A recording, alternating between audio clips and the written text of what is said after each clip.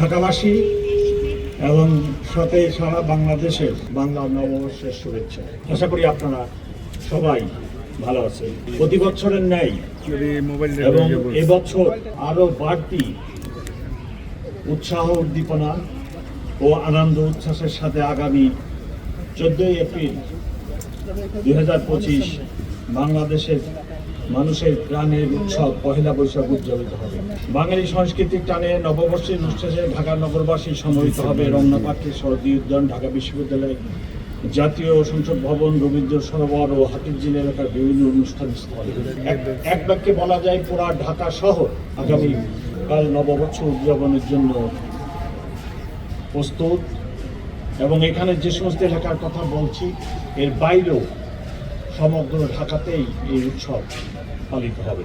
জাতীয় উৎসব করে এই অনুষ্ঠানে যাতে জাতি ধর্ম বর্ণ নির্বিশেষে সকলেই নির্বিঘ্নে উদযাপন করতে পারে তার জন্য ঢাকা মেট্রোপলিটন পুলিশ ব্যাপক নিরাপত্তা ব্যবস্থা গ্রহণ করেছে। বর্ষবরণ অনুষ্ঠানসমূহকে কেন্দ্র করে ঢাকা মহানগরীকে 21টি সেক্টরে ভাগ করে ঢাকা মেট্রোপলিটন পুলিশ পক্ষ থেকে পর্যাপ্ত সংখ্যক ইউনিফর্ম ও সাদা পোশাকে পুলিশ সদস্য মোতায়েন করা হবে। গুরুত্বপূর্ণ অনুষ্ঠানস্থল ড্র্যাগ স্কোয়াড দ্বারা সুইপিং করা হবে। রমনা পার্ক, শরদীয় উদ্যান, ঢাকা বিশ্ববিদ্যালয় ঘিরে মোট 21টি স্থানে ব্যারিকেড থাকবে। প্রতি অনুষ্ঠানস্থলের প্রবেশ গেটে আর্চওয়ে ও হ্যান্ড মেটাল ডিটেক্টর দিয়ে তল্লাশির ব্যবস্থা করা হবে। অনুষ্ঠানস্থল ও শোভাযাত্রার রুটসমূহ সিসি ক্যামেরা দ্বারা, স্টিল ক্যামেরা, ভিডিও ক্যামেরা ও ড্রোন ক্যামেরা দ্বারা সার্বক্ষণিক মনিটরিং করা হবে। অনুষ্ঠানস্থলের চারপাশে ও শোভাযাত্রার রোডে পর্যাপ্ত পরিমাণ পিকেট, ফুড, পেট্রোল ও লাইনিং ব্যবস্থা থাকবে। ডিবি, সিটিটিসি পর্যাপ্ত সোয়াট সংখ্যক পুলিশ সদস্য এবং সাদা পোশাকে মোতায়েন থাকবে। ইফটিজিং, ছিনতাই, অপরিক্রমা প্রতিরোধে সাদা পোশাকে পুলিশ দল মোতায়েন থাকবে। রমনা পার্ক শরদীয় উদ্যানের অভ্যন্তরে লস্ট অ্যান্ড ফাউন্ড সেন্টার স্থাপন করা হয়েছে, সেখানে মাইকিং ব্যবস্থা থাকবে। গোয়েন্দা নজরদারি বৃদ্ধি ও সাইবার পেট্রোল সহ নববর্ষ কেন্দ্রিক অপপ্রচার রোধে সামাজিক যোগাযোগ মাধ্যমে যে কোনো অপতর্কতা নোটিং করা হচ্ছে। সম্মানিত নগরবাসীগণ, আপনাদের নিরাপত্তার স্বার্থে তল্লাশি কাজে আইনশৃঙ্খলা বাহিনীর সদস্যদের সহায়তা কামনা করি। অনুষ্ঠানস্থলে কোনো প্রকার মুখোশ, ব্যাগ, ধারালো বস্তু ও দাহ্য পদার্থ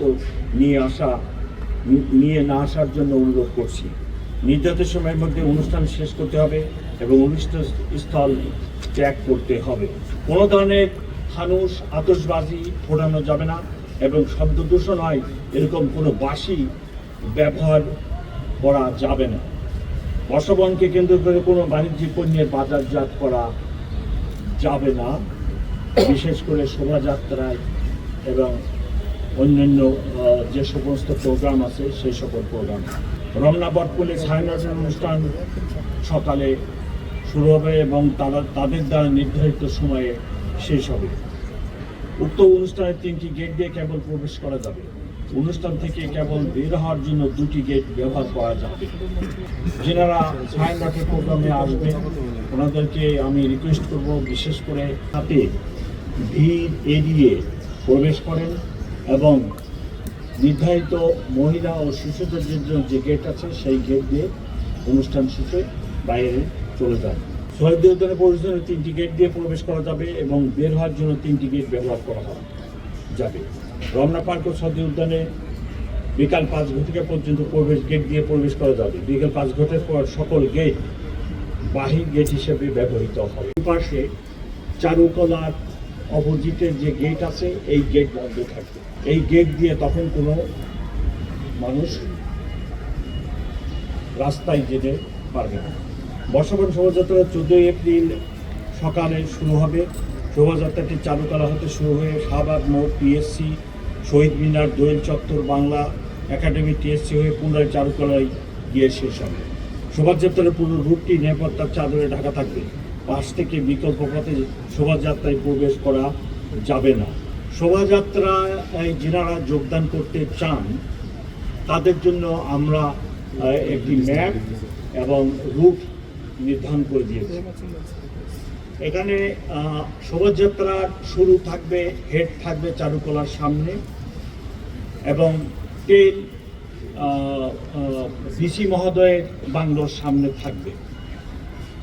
এখানে বিভিন্ন ধরনের আইটেম থাকবে, আপনারা জানেন প্রতি বছর যেটা হয়। আমরা শোভাযাত্রা যখন হবে তখন এদের মাঝে যে রুট আমি বললাম, এই রুটে কেউ মাঝখান দিয়ে শোভাযাত্রায় প্রবেশ করতে পারবেন না। শোভাযাত্রায় যারা যোগদান করবেন তাদেরকে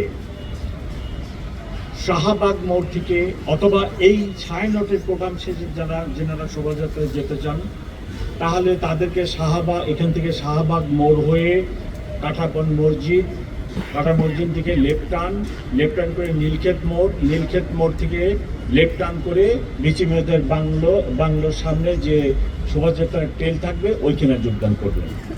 কেউ যদি ফার্মগেট থেকে আসেন তাহলে তাকে ফার্মগেট সোনারগাঁ ক্রসিংয়ে আসে ওখানে স্লাইড রাইট টার্ন করে হাতিপুল হয়ে কাঁটাবন হয়ে একই রুটে বিসি মহোদয়ের বাংলোর সামনে ট্রেলে যোগদান করবেন।